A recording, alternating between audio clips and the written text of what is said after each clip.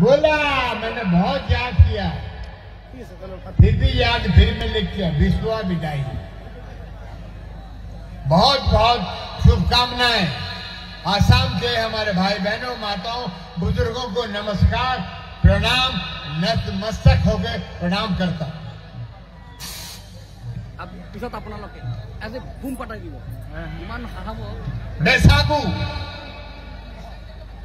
रोगाली बिच्छू, ये हर साल अरूप कुमार